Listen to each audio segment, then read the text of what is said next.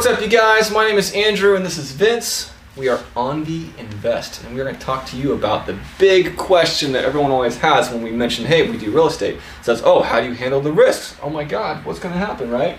So we're going to talk today about the big 5 risks that we could think of, at least. There's probably a few more, and how to mitigate those risks. So hopefully this helps you if you're going to invest in yourself or if you're looking to do something with real estate. So the first risk we're going to talk about is liabilities.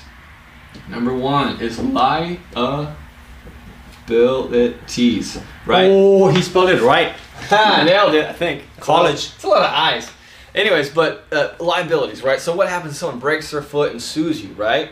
Oh my God, how do you mitigate that risk? That's a real problem. So let's tell them how they do it. So there's, liability is the biggest risk, and there's kind of 3 ways to solve it. The first one is you're a good landlord. You don't be like a slumdog, like just not doing a great job of being a good landlord, as in you don't fix the roof, there's a roof leak, it's leaking all over the place, you don't fix the stairs. In fact, we bought a house recently, but the top stairs was like broken, so you can actually fall down like 20 feet and like break your neck, right? So we put in the contract like, hey, you got to fix the stairs, otherwise we won't buy it, right? So you got to look at all those So be a things. good landlord, fix your stuff. Yeah, fix your stuff.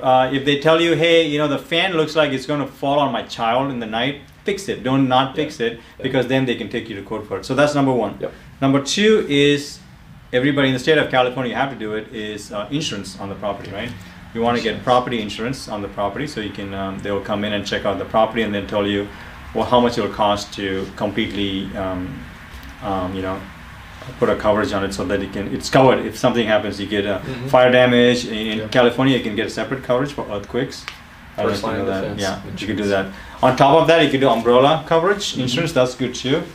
But what we recommend is, after all this, if you start accumulating assets, especially like if you're a high net worth individual, like you have a house, in Orange County, it's worth $1 million. You're sitting on equity.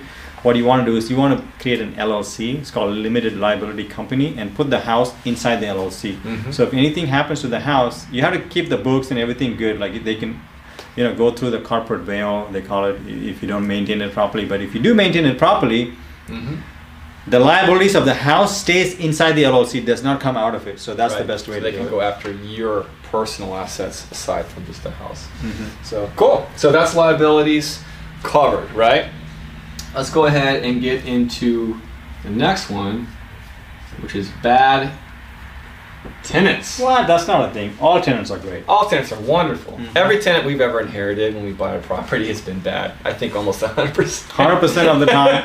If we don't bring the tenants in, garbage. Yeah, and let's talk about why. Because most likely these former who owned the property, these guys who were the landlords before, weren't doing 3 things. What were those things? So if you're doing a DIY, which is, if you're doing it yourself, how you get a good tenant is you look for someone and they have 3 times the income. So if the rent is $1,000, if they don't have $3,000, we don't even look at it. We don't care. Like we're not going to get them. Check for no evictions on their record. So the last 5 years, if they have like 3 evictions, which means they have a history of not paying rent, right? We don't want them. The third one is, we don't like people who murder people. So we do a background check and we check for that. No felonies. No felonies. Sorry guys. Sorry felons.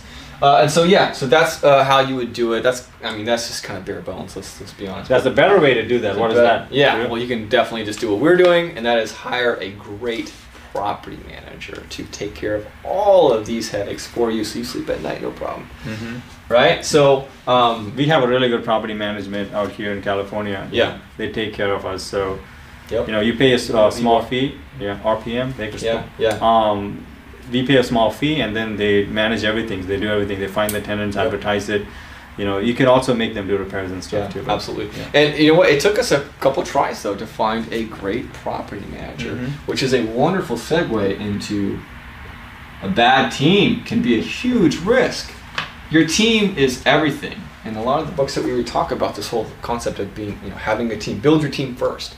And it's absolutely true. You have to build a great team. It's so easy to have a bad team. There's so many people that are just not good at what they do. I don't know how that happens, but it's a real thing. Be it with contractors, with property managers, with realtors, handymen. We've gone through a bunch of handymen. We've gone through a bunch of property managers. We went through 3 before we finally found the one that we really liked. 2 quit on us. 2 quit on us, right? They called us and said we can't do what we're supposed to do. It's a real thing, yeah. So knowing the questions to ask, right? Knowing how to, what really matters, and getting even maybe some recommendations. Ask them whenever you're calling them. Get some recommendations, like, hey, can you give me some referrals of like who you've worked with, who could say, yeah, these guys are awesome. All these things are important. This is scratching the surface, but a bad team can destroy everything, because ultimately this is your business. And so if you hire terrible people to run your business, such as terrible employees, you're going to not have a business in a couple of years. Just to know whether around it. You can't train that out of a lot of people, especially when it comes to such what we're doing with long distance real estate investing. So, did I miss anything on bad team? How are we doing? No, yeah, bad team is good. So only thing I would add is a lot of people assume that you need to know everything, like how to do real estate, how to run the numbers, how to market it, how to do the how to paint. Like I don't care about any of those things, right? Because I would just hire people to do that for me, right? Yeah. I will just have the best handyman. I have a really good contractor. Our realtors are really good. We have a great wholesaler who actually manages the property for us. Shout out to Jesse, awesome guy. Yep. So like different things is, so pretty much we're like more like asset management. Like we don't really do the work. Like we don't really go buy the toilet and install it. Right. We just pay for it, but somebody else does it for us. Yep. Okay, cool. So the bad team, huge, that can destroy everything. And then you can definitely get in a lot of hot water. I think this one probably is one of the bigger ones that I think a lot of people mess up, especially in their first few deals. And that is, you basically have to run your numbers right. You have to buy it right. So I'm just going to say buy right for this one. Want to tell them about how to buy something right, Vince? Yeah, so buying something right is really complicated. That's like a 10-hour seminar if I will have to take that. But really high level is you got to run the numbers right? So you need to know how to run your numbers right. Do you have a video on that? We don't have a video on that. Okay, we'll do another video on that. We'll Check it out. We'll put a link on top. Yeah, run your numbers right. You want to make sure you've got something for vacancies, some leftover cash. You're saving cash, so just in case things happen, and they will happen. It's a guarantee it'll happen. You got to be saving. You got to be putting this into the numbers before you even purchase. Turnovers, that cost us. Turnover. On average, people assume like, oh yeah, you just turn it over, just get a new tenant.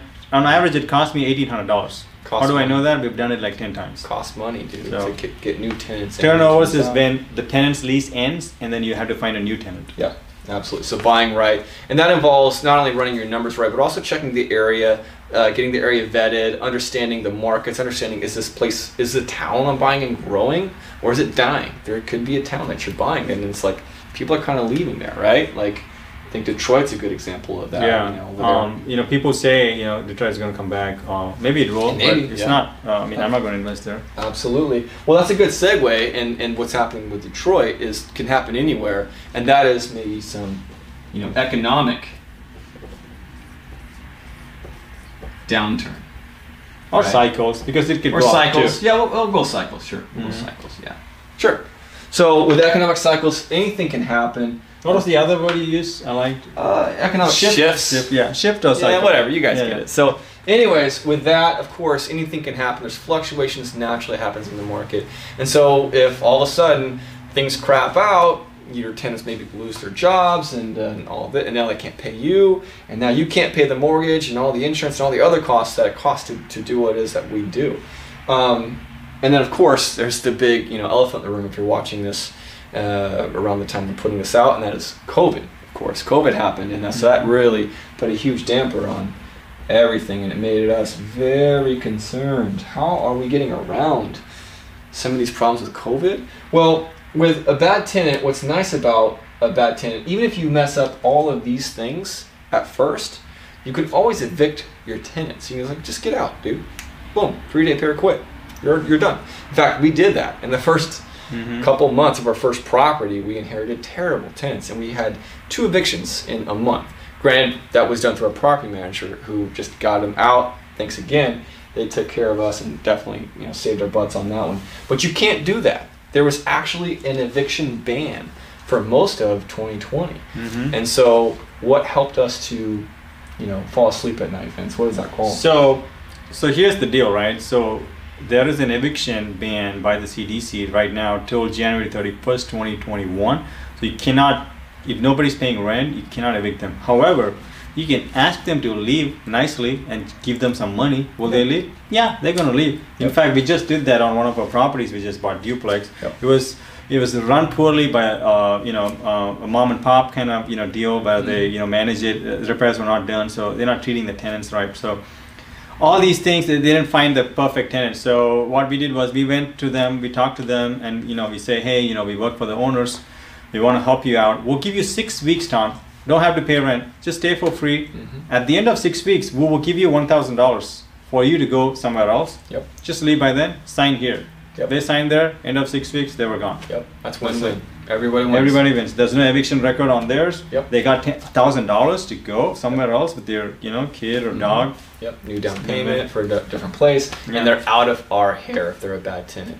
So that has worked out wonderfully for us. That's how we got around the eviction ban, is you can always offer cash for keys at the end of the day if push comes to shove.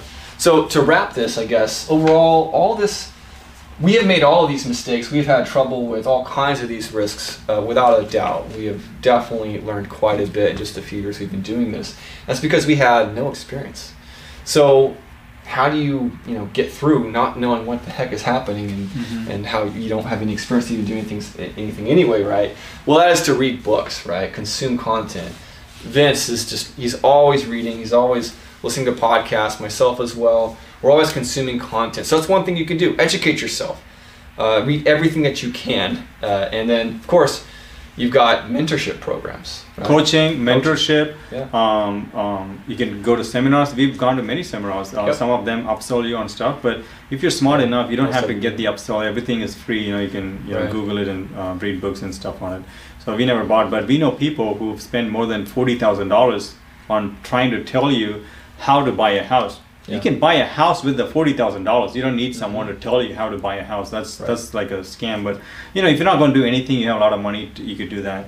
But the whole picture of this whole video is the biggest risk we are trying to tell you is no experience, and there is no way around it. There is no way you can mitigate it. So if you want to do this by yourself, there is no number of books you could read to get rid of all the risk. You can mitigate some of them by that's why we're giving you all these things. And there's an inside joke with every book and every person who's ever done real estate is you will definitely mess up your first deal. We definitely did. We got hit in our faces. We messed up. I'll be trying to light. Lights are switched off. We're gonna turn it off. So so the biggest risk will be no experience. The way to mitigate it is you cannot mitigate it. You have to do your first deal and be willing to actually lose some money on the first deal. The first deal we got for $250,000, we lost we spent about $50,000 to $60,000 of work, and we didn't make any money on it for 6 months. So if you can do that, we still recommend you kind of try to watch the video, learn some things, and do that. Even though we read all these books, watched all these videos, consumed all this content, we still made tons of errors on our first deal. And it's just inevitable. It's just part of the game. And now we can laugh about it because we're doing well. And at this point, we have 20 units across 8 or 9 properties. And so it helps to mitigate these. It helps to kind of level the playing field if someone doesn't pay or something. In fact, that's kind of happening right now with COVID. And we're still doing great. And what's great about it is if you want to get involved, we partner with our friends and family, and so we assume all the risks. We don't pass them along to our partners in our deals. We just give them a certain return, and we give them equity. We give them part of the deal itself. So you can also do that. You can partner with somebody who has got the team together already. So those are your 2 options. Yeah, so the best way to do it, I would say, is if you can do it by yourself, and then you can actually play the game and learn it. But it's a long game. You're not going to make money on the first deal. Business. It's not a thing. The second best way is you have an uncle who does real estate and he's really good. Give him money, partner with him. Make sure the deal is good. Absolutely. I would for sure. Get a return on that, so you can mitigate some of the risk because you're with someone. In fact, we are both partners, right? So he brings in some value, I bring in some value, and we are partners in the LLC. So absolutely. So hopefully you guys got a nice dose of how to handle risks. Hopefully it helps you whether you're adventuring on your own or partnering with somebody. We wish you luck, and thank you so much for watching. Please like subscribe, and share it with a friend who you feel could use this information. See ya. Peace.